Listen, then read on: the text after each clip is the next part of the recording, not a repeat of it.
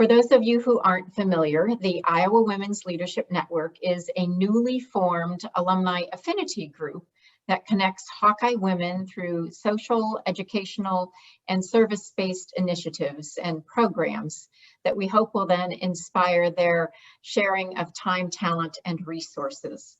You'll hear more about opportunities to connect with this group after the program.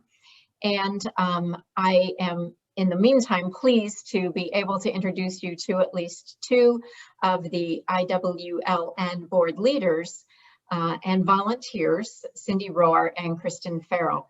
Thank you to each of you and the entire IWLN board for hosting this discussion this evening. Cindy is a national medical practice consultant based in Cedar Rapids, Iowa, and her career has focused on building networks and friendships. So she's especially pleased to be able to help the University of Iowa launch the Iowa Women's Leadership Network. Since Cindy's COVID sequestration, she has been spending time with her fabulous Hawkeye husband of 36 years and their two adult daughters. And she says that her newest challenge is training her new Shorky puppy, Zoe. Is that a COVID puppy, I'm guessing? Yeah. It is.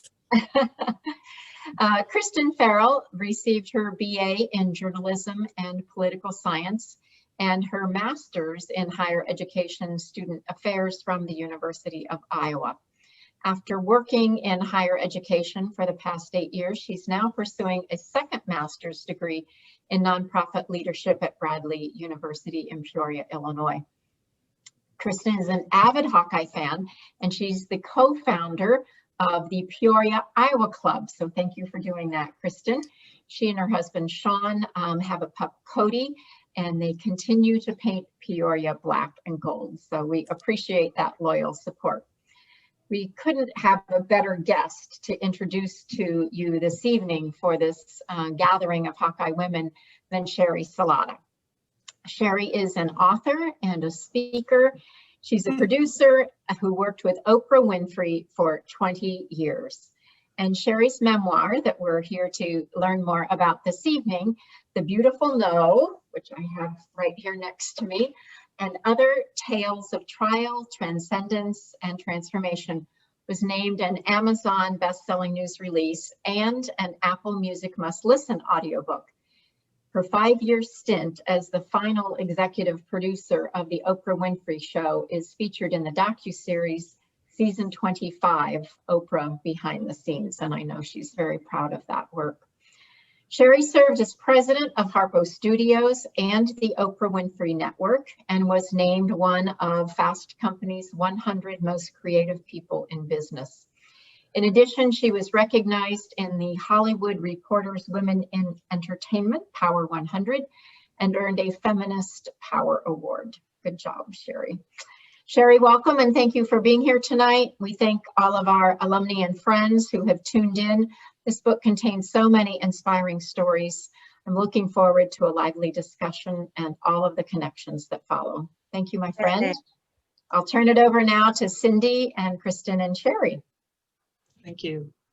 Sheri, I am just so thrilled to be given the honor of talking to you tonight and letting you tell us more about your life and your book. And we're just all thrilled to have you as part of our event. Thank you for agreeing to do this. Well, first of all, I have filled this audience with my family, my sorority sisters, my 85 sorority sisters, and my friends from the University of Iowa, because I couldn't imagine a better way to spend a night, except I should have a Chardonnay or something, but I don't. I wanted to be clear-headed for everybody who showed up today to talk about The Beautiful No. But I am just, my heart swells every time I come even in the vicinity of anything Hawkeye. So I'm so happy to be here. And thanks for inviting me. Mm-hmm. Yeah. So we wanted to start the night talking about you and writing the book and the whole book writing process. So the stories behind it and the intention.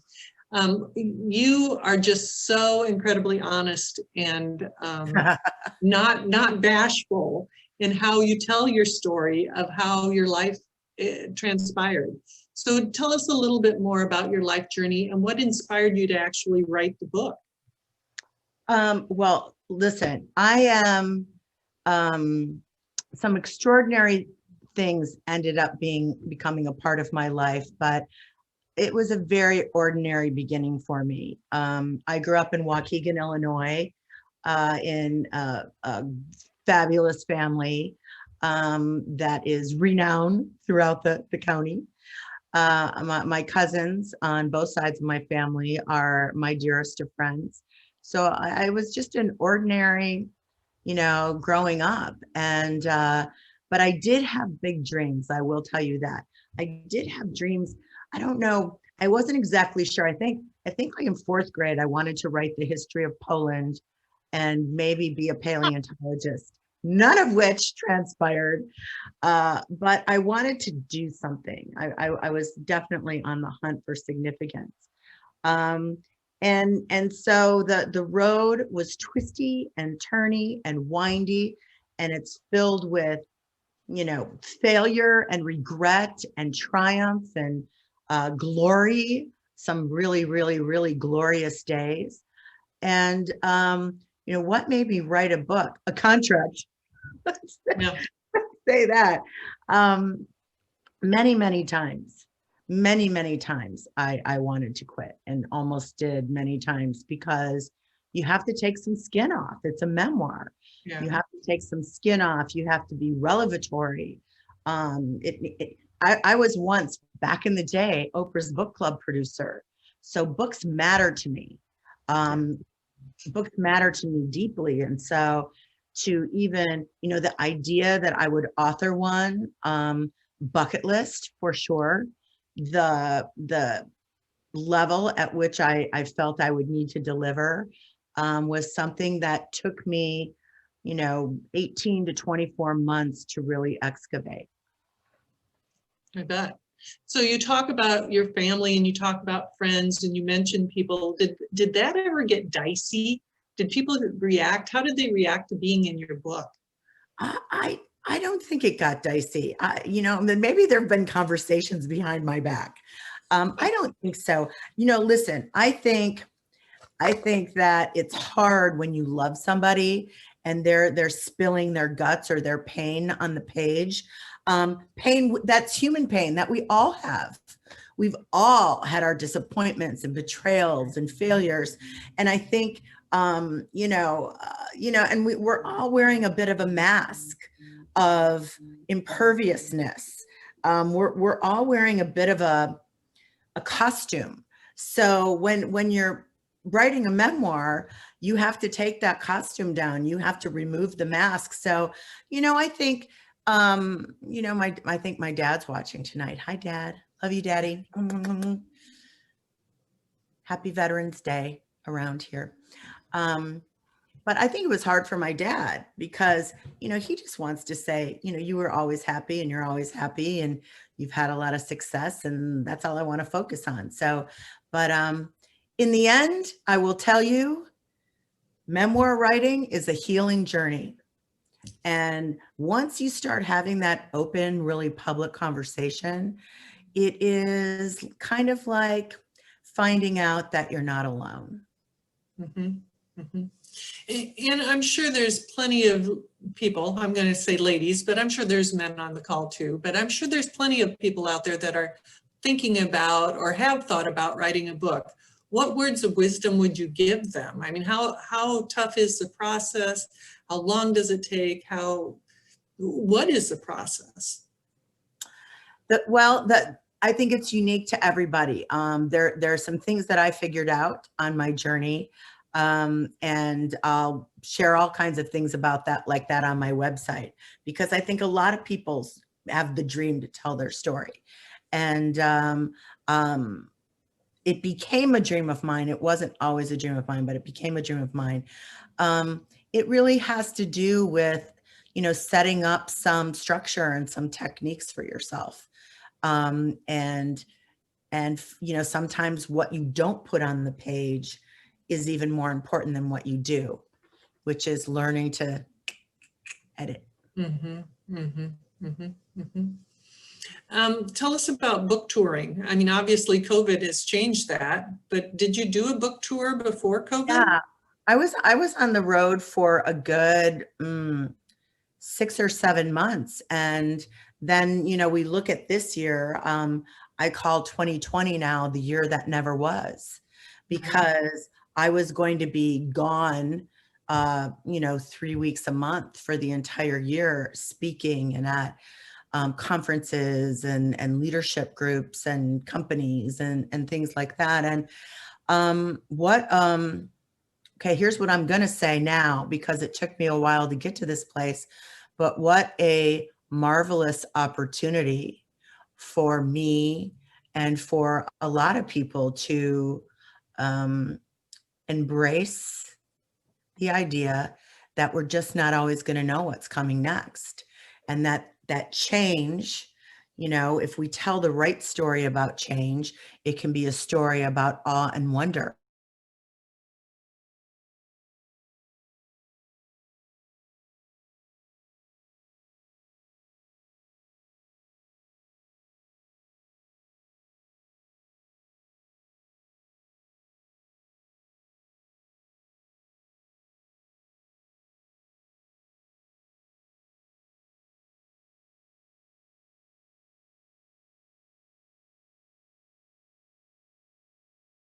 So true. This 2020 year, it's been really hard to readjust your expectations of what you want to accomplish and how you're going to do that. And so that's been really tough. Talking about transformation a little bit, I'm sure there's plenty of women out there that are looking at their 2020 lives saying, I got to change something. Yeah. What wisdom do you have for them?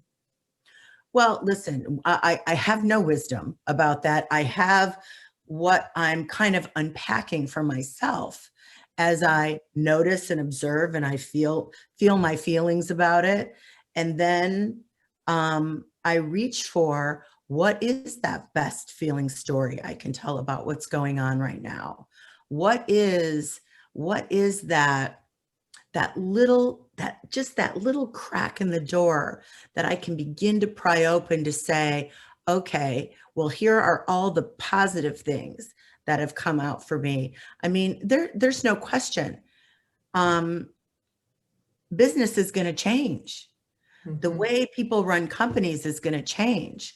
As somebody who was very, much responsible for big, huge things, seeing that this can be done adeptly would probably have changed some operational decisions that I would have made. So there's no question.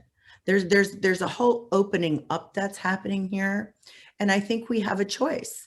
And it's more difficult, if you're in my generation, for the young ones, they're just like, whatever. They're more, pliable. They're more like Gumby in a way that we're not. Our neural pathways are a little bit more rutted and grooved. And the only bit of, the tip I have that seems to be helping me is to just continue to make a friend of change, to welcome it, to let it show me its gifts, and not to resist and deny it, because that resistant feeling feels like unhappiness to me, feels like stress to me, feels like worry. And I know nothing I want is down those roads, nothing.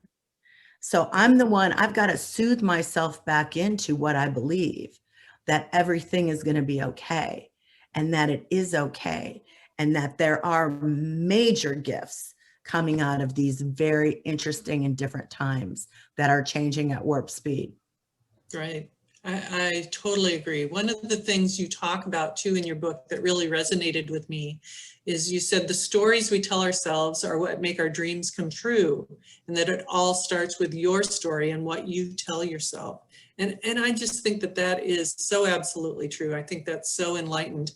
And would you talk about how you came to that idea and what you want people to hear from that? Well, I think at some point we all need to if we're really interested in evolution and transcendence and growth and, which are the only things I really want to talk about anymore, we have to be willing to identify, listen to, and evaluate that voice that's playing on a loop in our heads. And when I did that about 4 or 5 years ago, I said, oh my gosh, this is a very dark tale. It is very negative and pessimistic and unsupportive and lacking any kind of compassion. It's critical.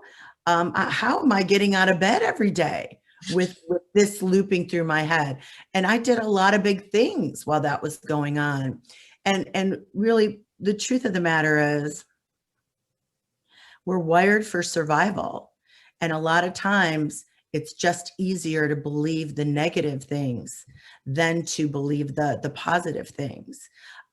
We just fall into that rut. We start playing it on a loop, and we're casting our fate pretty much. Those words are creative tools. It's powerful. It's powerful stuff that's happening with language and words and story. So, once I was like, whoa, I don't like her, that meanie that lives in my head who's saying those horrible things. I think the beginning of transformation is hiring the different voice inside of you. And I call it, for me, it's the voice that I speak to puppies with and babies in a grocery store. It is filled with love and awe and joy and just the good stuff. And if you take that voice and lovingly take a look at all the areas of your lifescape, which is like the landscape of your life, you can start to really feel supported in deciding what changes you want to make. Every day is a new day. Every day is a chance to change everything. Right. And so what's going to be next for you? What's your next career? What's your next pivot? Yeah. Are you writing any new books? What's going on? I will most likely write another book. It's not a, I marvel at people who are churning those things out every 6 months. It was quite a process for me. So I think I probably will. But this has opened up all kinds of other doors. Whereas I said, this is really all I want to talk about. So whether I'm speaking in front of an audience or my paperback, the paperback version of The Beautiful No comes out February 16th, and it comes out with a companion workbook. And in January, I'm going to launch a couple digital courses from my website and just continue that conversation of where can we go with these lives of ours? How can we uplift one another? How can we can we share our best practices and the clues, the things that the doors we found that really worked for us? I love that. And you transitioned right into my next area of discussion, because I've been assigned as president of the Iowa Women's Leadership Network to try and find a way to bridge and engage and help the alumni of women that have gone through Iowa. And you and I are true Hawkeye kindred spirits. I mean, I love everything Hawkeye, but how can we engage them and help them and give them our wisdom? Any ideas on what pathways we have available? Well, I think this is a very excellent start. I think it's an excellent start. And I think continuing to take advantage of this digital age and do programming on topics that are interesting. I think coming from like a network career, from network and then cable and understanding those businesses, everything is completely changed and it's turned upside down. Really, right now, we're all our own individual little networks, and you decide what the content is that comes into your life. Rarely do you just turn on a network and let it run straight through. You know what shows you want to watch, what movies you want to watch, what content, where you might not even get your news on a television anymore. So I say this, let's continue to all of us find a way, who are content creators, offer amazing, uplifting content about resilience and triumph digitally, and create these little campfires of possibility where people can find what resonates with them and gather Right. around. You talked about tribes, you know, and having your tribe, and that's what I see the Women's Network as being, is a way to form tribes and help everybody to be in tribes that will support them and uplift them. Yeah. You talked about you and Nancy having stomp arounds. I loved that. Oh, my friend Nance. Oh yes. Well, that's a really good word of Nancy's. That what it came out of was we were doing a podcast for our podcast, the Sheri and Nancy Show, which is actually on hiatus right now, but 130 great episodes. Go check it out. And we had a guest on who was talking about how you set up these friendship circles so that the right stuff's happening in the conversation. And I was like, oh, it's like intentional friendship, where you know you're coming together for upliftment, and you know you're not going to spend a lot of time with gossip and negativity and seeing who has the worst sad story or who has the worst awful week. And so, because Nancy and I have known each other for 30 years, it's like, oh gosh, we did that all the time on bar stools usually, but it was like, you know, and then they said this, and then this was bad, and then, you know, and, oh, I can't believe it, I hate that person for you, you know, all of that. And what we realized is we had to limit it to a stomp around. You stomp around, you get it out, and you move on. Right, right. And I just thought that was really a great idea, because we've all been there. You can easily sink down into that discussion of negativity and staying in that negativity, and you forget to move on to the encouragement and the upliftment. Well, there's two things that I've really gotten clear on. Number one is that you are responsible for your energy. You're deciding what's coming at you, what content you're letting in your life, what music you're listening to, what relationships, who gets to come in your room. I have these dear wise friends who wrote the book, Who's in Your Room? And I thought that was so brilliant to take along. Who's taking up space? Who's breathing your air? Who's setting the vibe? You know, who's dragging you down? I mean, come on. You want a better life. You got to take a look at that. You got to start doing some editing. You've got to. You've got to be your own bouncer at the door saying, no, I'm not talking about that anymore. I'm not having those conversations. I want to soar. And if you want to soar too, let's go. Right, right. I so agree with you. Talk a little bit about your Fast Company's 100 Most Creative People in Business. What got you that award, and what's that all about? Who knows? I know it looks very nice on a little bio. Who knows? Listen, you know, back in the day, you know, when I had to fly a lot. And so I'd grab a bunch of magazines and I treat them like manual, because I'm like, I have to make this time productive or I'm going to go insane, because I was on a plane twice a week. And I would always grab Fast Company because I thought, you know, there was something sparkly about it, something that felt very innovative. And so that was my hope. So listen, when they called me one year, one of the 100 most creative people in business, I was like, yeah, that's really, that was really great. I will take that compliment and I will use it to inspire myself to keep pushing creatively. Right, right. What wisdom do you have for ladies on the call about trying to reach their dreams? Do you have any words of wisdom? I mean, it's hard to keep that motivation going. Oh, Cindy, I've got words all day long. Let's see, does anybody have any questions? And I'll specifically talk about that. Does anybody have any questions for us? Well, I think we're about ready to transfer over to questions anyway. Let's do it. Kristen, are we ready? Oh.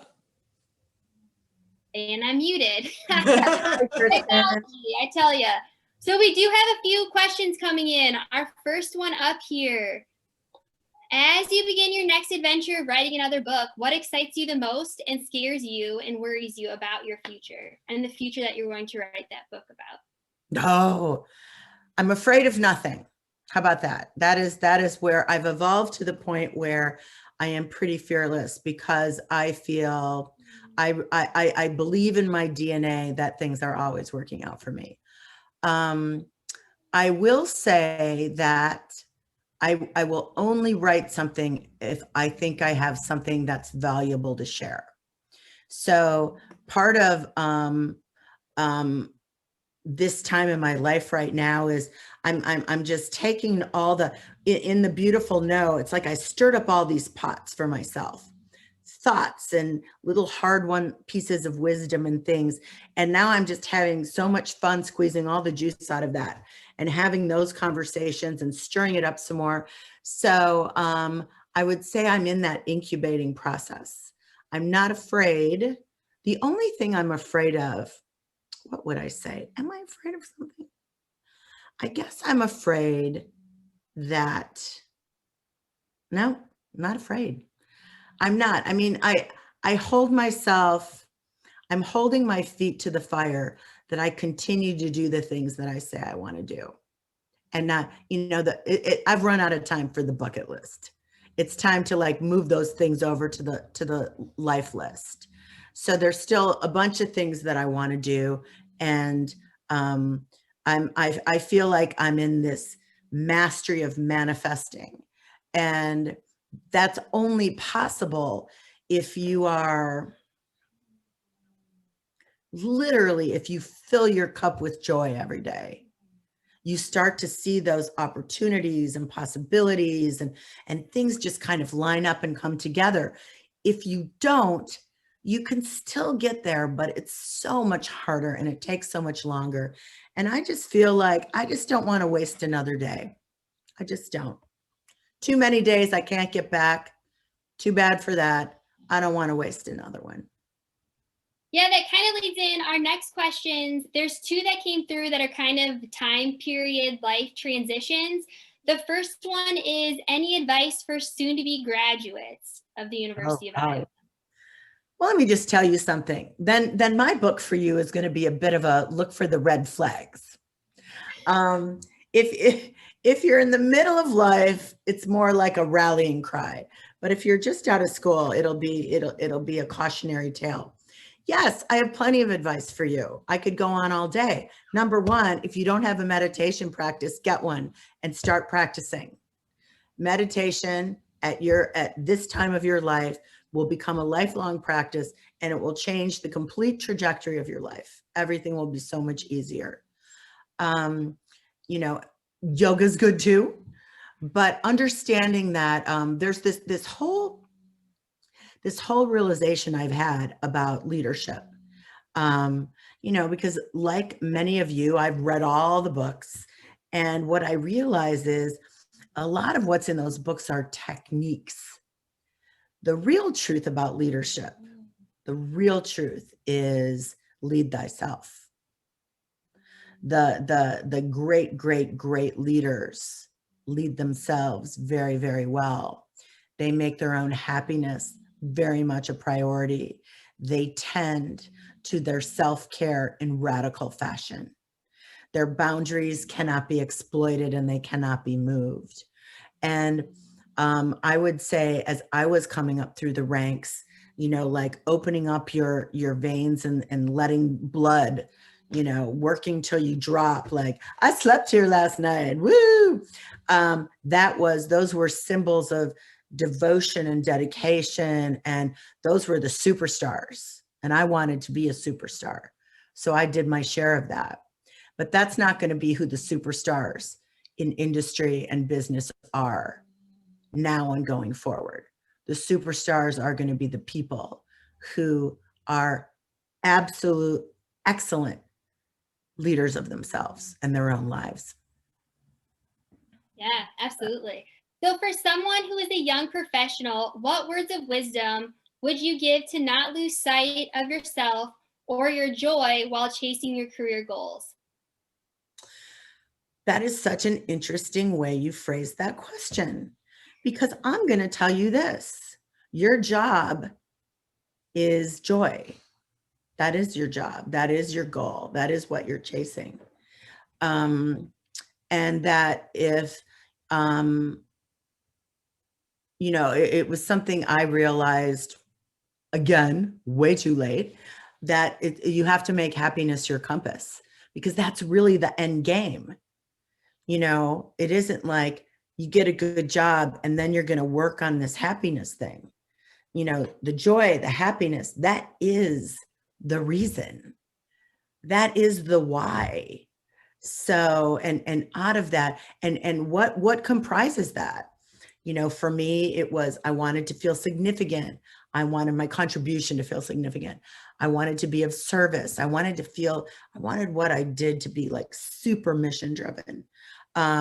But that was all a part of the joy thing and the happiness.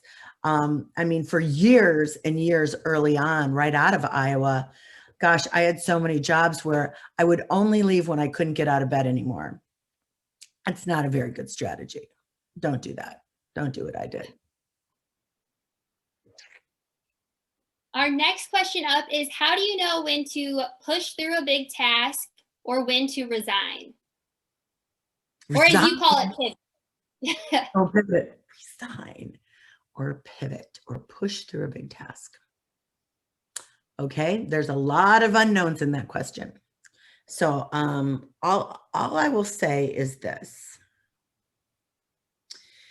Here's, in many ways, and for many years, I would feel like I was pushing boulders uphill. I was like screaming at the corn to grow instead of letting it incubate, because, you know, that is one of, you know, a producer, a really good producer can control all the details. So if you have a little bit of a control thing already and a bossy thing, whoa, all those buttons get activated.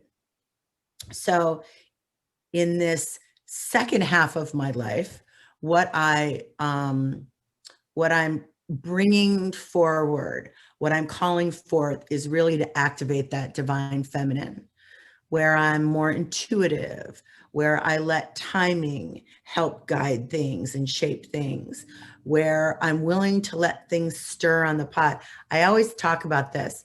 I like to stir up the dream pot. And what that means is I throw all my dreams and thinking and outrageous dreams, small dreams, almost like it's in a big stock pot. And I just talk about it. I just picture myself stirring it to see what bubbles up, to see what gets activated, what gets inspired. Like sometimes a phone call will come after I do something like that, but really trying, and you would say, okay, but can you do that on the job, in a job? Yes, you can. You absolutely can. You can live from your heart. You can live intuitively. You can, within the framework of whatever company is requiring, you can still make joy and happiness your priority. And then if you're like, wow, it might be time for me to move my path somewhere else, doing that when you still feel somewhat light of foot is the better move than just packing up your misery in your suitcases and chugging on down the road. Our next question, when looking back in your career, if you could do one thing differently, what would it be? Well, this is the very famous topic of regret. And I chortled to myself with great hilarity when people answer that question that they have no regrets. Because I have a million, gazillion. I have so many. The difference is I'm not going to ruminate on it and get myself all tangled up in that story anymore. But if somebody were to say, if you're asking me, you know, I would like to avoid your terrible mistakes, Sheri Salata, then I would say, okay, I can help you. And that would be making radical self-care your top priority. And really, if you don't have a good sense of how to set and maintain boundaries for yourself, plenty of digital courses offer that. so you can begin to get a sense of what that's like, how you can still be a pleasant, delightful person that people want to work with, but that there's just clarity about how you move through the world, and that you will always put doing something that you know is enriching, enhancing, that it really fills your cup, that heals you, you'll put those things first. Because if you do, then watch what happens. If you do, you literally, it's almost like you click into your superpowers. We have time for just a couple more questions. I'm going to pivot here to talk some Hawkeye. We have a couple of questions. If you could share one of your favorite memories from campus. Oh, okay. Well, listen, most of my favorite memories took place at the airliner with the Alpha Delta Pies. That was kind of our clubhouse in a way. That is, I mean, you know, if so many gifts from Iowa, so many amazing times, so much fun. I mean, just all the pageantry of the Big Ten, the beauty of the campus, the small town feeling. But, you know, like the greatest friends I'll ever know who are in my life, like today on text and email, that sense of sisterhood that I found at 18 years old is very much alive and a pillar, a total anchor in my life all these years later. So I can't even imagine a greater gift than that. So anytime it comes up, I'm just reminded of the inner and the outer beauty of that experience. And also that, you know, I did a lot of growing up there, a lot of growing up. For our last question, and then we'll conclude with a reading that you have prepared from your book. How important is it to actively cultivate one's creativity? Actively cultivate one's creativity. Okay, here's what I'm going to say about creativity. You are creative, even if you don't think you are, because being human is a creative endeavor. Creativity is about resourcefulness and problem solving and imagination and dreaming, and it's also about art and writing and things, but I find science very creative. So we're all creative beings, and giving yourself the opportunity to daydream and spending time on a dream practice where you're literally writing down in a notebook or on your laptop, you know, here are my dreams, here are my latest dreams, and I've got new dreams, and I might have new dreams tomorrow, just to kind of keep that flow going. That is ultimately very creative. But this is, I would stop saying I'm not creative, and I would stop saying I need to work on my creativity, because you are creative. You're creative. It requires creativity to get up and get through a day. So yay. That's what I say about that. Thank you. Yes, this is very brief, this reading I'm going to do for you. And it's become, these thoughts here have become like my most heartfelt beliefs. I read them to you as a gift, and a bit of a blessing. And it's very short. The story is always ours to write. That is the crystal clear, relentless truth.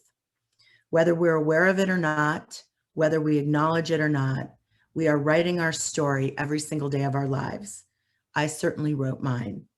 Some years my story was about the privilege of serving a worldwide audience, producing television that I felt mattered, feeling so appreciative that I got to spend my days steeped in dream making.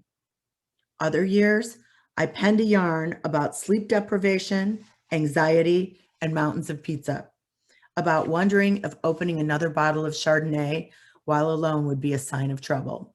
It is. I got to live that fully too.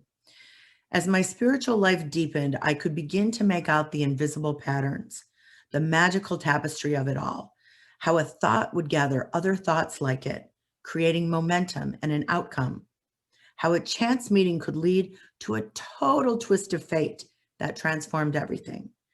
Then I'd see that it wasn't chance at all, but more like divine intelligence, a story of creation that is being orchestrated by a mix of my well-tended energy field and the limitless field of quantum dreams.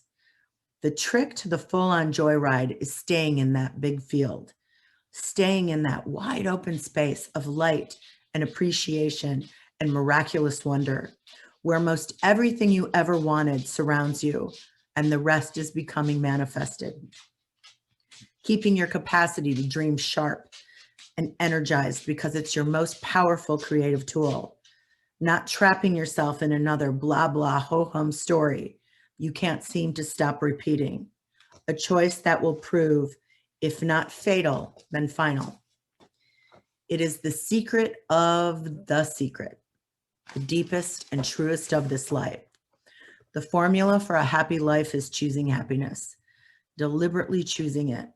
And you know you've done that when you feel good. All the daily, weekly, and monthly practices and choices that create those good feelings are the tools you need. When you don't feel good, it's time to rewrite the story you're telling yourself.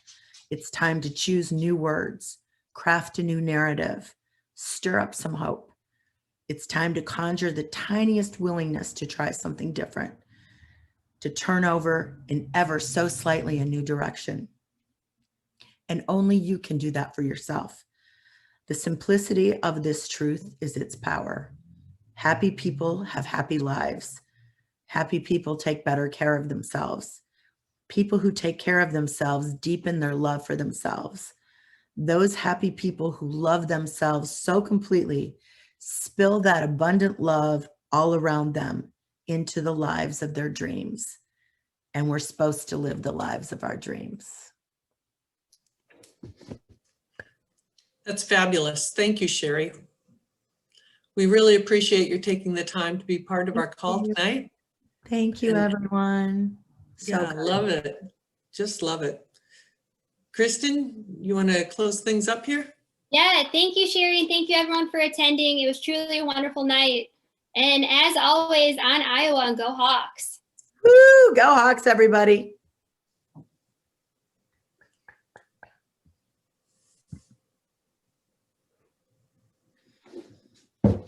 Okay, Bella, do you got to go potty?